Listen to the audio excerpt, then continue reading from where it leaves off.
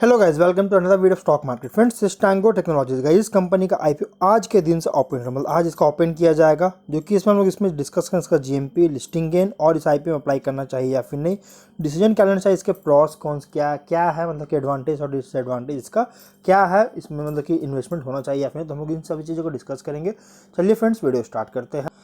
तो गाइस, अगर हम इस कंपनी के बारे में बात करें, 2 मार्च को आज के दिन ओपन किया जा रहा है, 6 मार्च को ये क्लोज जाएगा, मतलब 3 दिन का आईपीओ गाइस, 2 मार्च, 3 मार्च और 6 मार्च, ये 3 दिन आईपीओ ओपन रहेगा।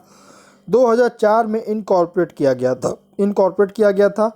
सॉफ्टवेयर सॉल्यूशंस को कंपनी जो प्रोवाइड कराने में बिजनेस करती है। कंपनी यहाँ पे अपने और जो ऑफ़र कंपनी जो देता है, इस कंपनी का जो ऑफ़र है, ऑफरिंग जो होता है, ये डिज़ाइन, इम्प्लीमेंट और मैनेज करने के लिए इसके कस्टमाइज्ड डिजिटल प्लेटफॉर्म्स का जो है यहाँ पे डिज़ाइन, इम्प्लीमेंट और मैनेज करने के लिए कंपनी जो है इनेबल कर सके इस कंपनी के ऑफर्स के द्वारा।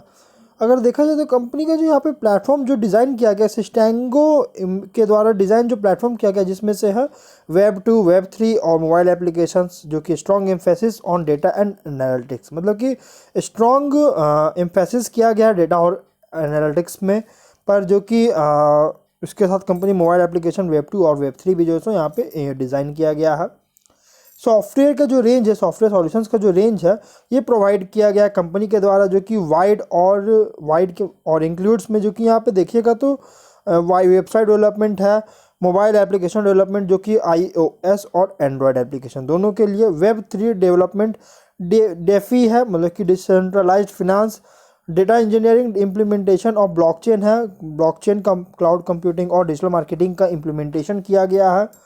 सिस्टेंगो जो है ये ऑफ़र करती है अपने सर्विसेज को लगभग बहुत तरह के सेक्टर्स में ऑफ़र करता है, जैसे hospitality, property tech, financial tech जिसको फिनटेक भी बोलते हैं, फैंटेसी स्पोर्ट्स और बहुत मतलब कि और अलग अलग तरह के बहुत ज़्यादा जो है यहाँ पे अलग अलग तरह के वेरियस सेक्टर्स में कंपनी अपने सर्विसेज को ऑफ़र करती है।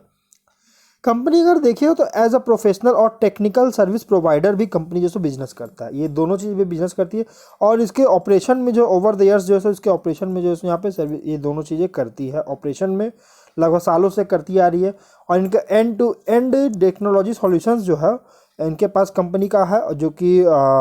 ऑर्गेनाइजेशन को या फिर एंटिटीज़ या ऑर्गेनाइजेशन को जो है बहुत ज़्यादा हेल्प करने में सपोर्ट करता है, जो कि इनके सिस्टम को में मतलब कि किया जाता है। और इसके साथ साथ कंपनी जो न्यू एज वर्ल्ड को भी जो कीप अप करती है, मतलब कि इसका जो रखती है। अब बात करें हम इसके फिनेंशियल्स का, तो देखिए इसके फिनेंशियल्स अगर देखिएगा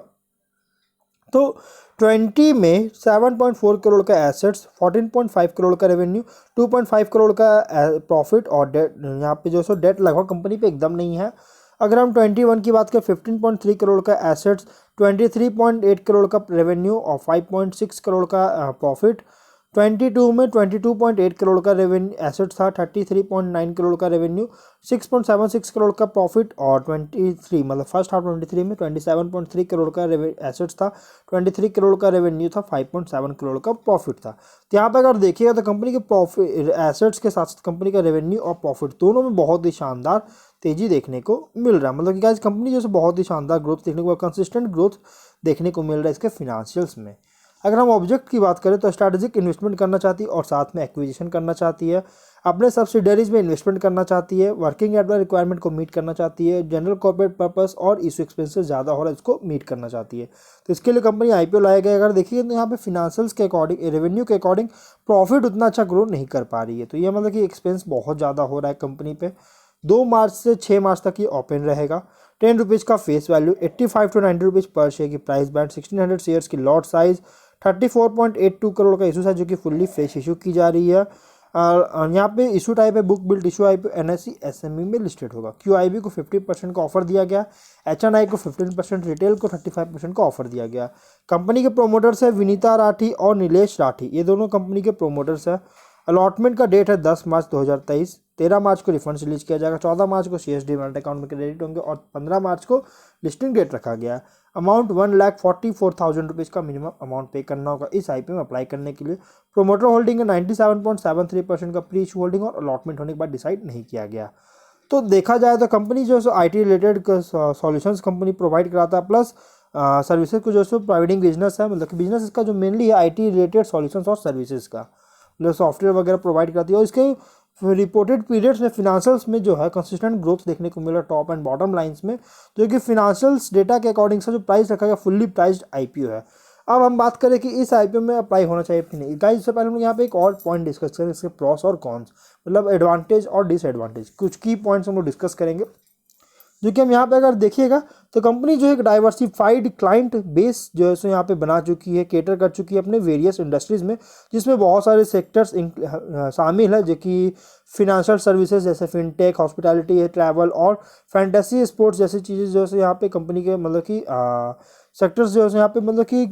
इंडस्ट्रीज़ है, जिसमें कंपनी अपने क्लाइंट मतलब इनके क्लाइंट है जो कि कंपनी जो है ऑफर करता है, अपने प्रोडक्ट्स को सप्लाई सर्व करती है। इसके साथ कंपनी का जो है एक डाइवर्सिफाइड रेवेन्यू भी होता है इसके मल्टीपल ज्योग्राफिकल लोकेशंस के द्वारा, मतलब कि वर्ल्ड में दुनिया भर से कंपनी का जो है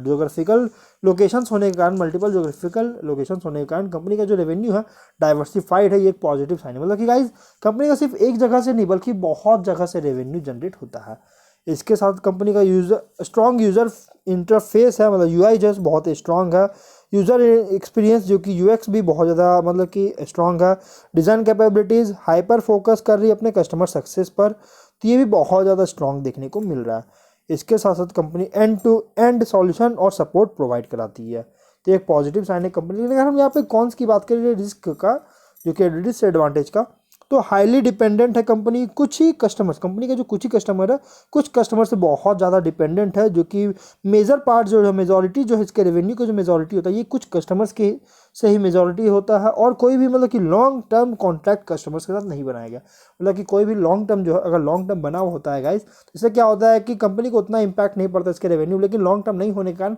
अगर कभी भी बीच में कॉन्ट्रैक्ट अगर छूटता है कंपनी को, कोई भी अगर क्लाइंट्स इसको कंपनी को छोड़ के जाते हैं, तो गाइस इससे कंपनी को बहुत ज़्यादा इंपैक्ट पड़ सकता है इसके रेवेन्यू में। कंपनी का जो सक्सेस जो है ये लार्जली डिपेंडेंट है स्किल्ड प्रोफेशनल्स और मतलब स्किल्ड प्रोफेशनल्स पे, और यहाँ पे देखिएगा तो रिटेन जो कि पर्सनल को रिटेन और अट्रैक्ट करने में एबिलिटी भी रखती है, जो कि कंपनी का एक सक्सेस है यहाँ पे, मतलब कि थोड़ा सा ड्रॉबैक है कंपनी के लेकर। इसके साथ साथ कंपनी जो है यहाँ पे there have been certain instances of non compliances discrepancies, मतलब कि यहाँ पे नॉन कॉम्प्लियंसेस और डिस्क्रिपेंसीज में जो है बहुत ज़्यादा सर्टेन इंस्टेंस भी देखने को मिल चुका है, जिसमें यहाँ पे सर्टेन सेक्रेटरियल या रेगुलेटरी जो कि यहाँ पे फाइलिंग कर चुके हैं कॉर्पोरेट एक्शंस को लेकर, यहाँ पे कंपनी का कॉर्पोरेट एक्शंस में जो है के लिए जो है यहाँ पे सेक्रेटरियल और रेगुलेटरी कुछ जो है रेगुलेटरी फाइलिंग भी हो चुका है, जो कि यहाँ पे मतलब कि कह सकते हैं बहुत ज़्यादा यहाँ पे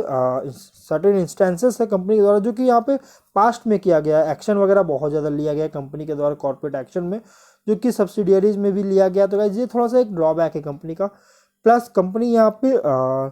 मार्केट टेक्नोलॉजीज में और कंज्यूमर प्रेफरेंसेस में जैसे चेंजेस आती है उस तरह की अपने प्रोडक्ट को ऑफर करने में कंपनी ये सब फेलियर या फिर अडेप्ट नहीं कर पाई है, तो इस कारण से कंपनी को भी जो बहुत ज़्यादा इंपैक्ट पड़ सकता है। लेकिन गाइस ओवरऑल अगर देखा जाए तो कंपनी का कुछ उतना भी मतलब कि थोड़ा सा रिस्की कंपनी है गाइस, लेकिन उतना भी ज़्यादा नहीं, लेकिन फिर भी अगर आप इसमें अप्लाई करने का सोच लेगा इस लॉन्ग टर्म में, तो आप इसमें अप्लाई कर सकते हैं। 31 रुपीज़ का GMP देखने को मिला और 34% की लिस्टिंग गेन मिलने की उम्मीद है, तो अगर आप लोग लिस्टिंग के लिए अप्लाई करने का सोच रहे हैं तो आप इसको वॉच लिस्ट में ऐड करके रख सकते हैं। तो हम लोग वीडियो कहीं पर एंड करते हैं, अगर कोई डाउट हो कमेंट बॉक्स से पूछे। मिलते हैं नेक्स्ट वीडियो, बाय बाय।